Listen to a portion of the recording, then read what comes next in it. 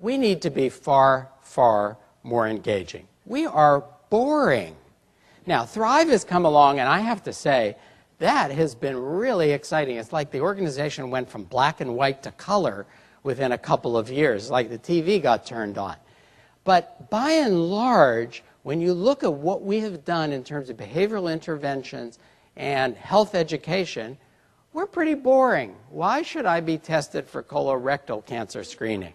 Now, I just want to tell you, because that came out of my department and so on, what are we up against? What are we competing with? We're competing with this, okay?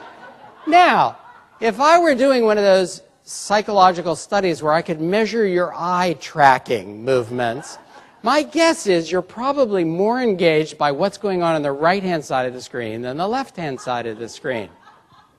Now, I don't think we can go as far right as that, okay?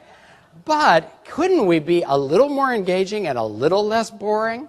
Well, let me give you an example of something that we really want to try.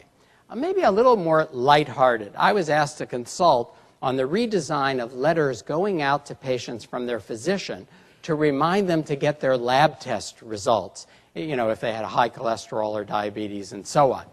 And we revised the letters. We used principles of social influence and made each letter stronger and more directive and whatever. And I said, you know, it strikes me if people have gotten the second letter, sending them another letter of the same ilk is not likely to engage them. So couldn't we try something different? So we're drafting this and may try to test it. Hi, David, this is your heart checking in. It'd be great if we can get an update on our cholesterol levels and blood sugars. To be honest, I'm not really sure I know how well we're doing. And by the way, I also heard from your kidneys, and they're asking for a lab update too. Dr. XYZ has already ordered some routine tests, and they're waiting for us at any Kaiser lab. When do you think you might meet me there? Today? This week? And I think I know the results could help keep my arteries open and keep you feeling well and keep us on the right place. Now, I don't know if this is going to work. It's testable, though. I'm fairly certain that the third form letter from your doctor is not going to work. And what if this turns off some patients? Well, those are the ones who probably came in on the first or second one anyway.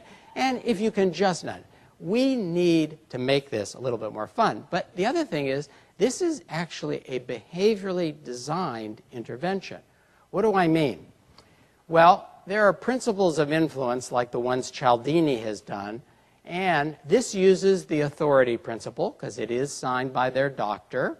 It uses social proof, and I'll show you that in a moment, and it also uses consistency, and that is people tend to be consistent with their image of themselves or their previous behavior. So how does this work? Here's another example, set completion. Okay. We like things to be complete. So for example, there's a wonderful example of you go to a car wash and they give you a ticket that says if you get 10 car washes, you get a free one. And then they tested that against giving people the ticket with 12 slots on it, and they put 2 punches in the first 2 and said, you're already on your way, you've got 2, we've got you started. Well, people like to finish the set, and they also really like the idea they've already accomplished it. I hardly want to throw away my credit for 2 car washes. I'm the kind of person who's going to finish this. Now, how does this work?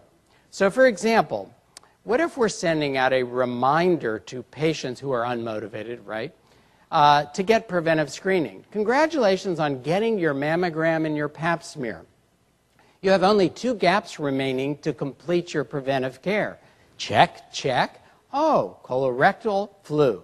The majority of my patients are up to date. Please join them. When do you think you might complete your preventive care? Now, this is carefully designed to take advantage of principles of consistency. You're the kind of person who gets mammograms and pap smears. Why not be consistent and get the rest of your preventive services? Set completion. To complete the set, social proof, that is, we look to other people and norms around us. the wonderful ad for Kaiser Permanente which said, Kaiser Permanente women get mammograms. How powerful that is to normalize that that's what's expected, that's the norm. And finally, the authority principle, having it come from your doctor. So I guess what I'm saying is when we go to design our interventions, we're going to do more about this later. When we go to the cost of poorly designed messaging is at least the same in terms of paper, opportunity cost, time, printing, and so on, as a carefully constructed message.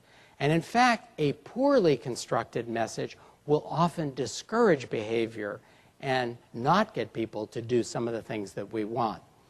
And if you change the response rate just by a few percentage points, remember, that's shifting that curve, you can get a huge return on investment.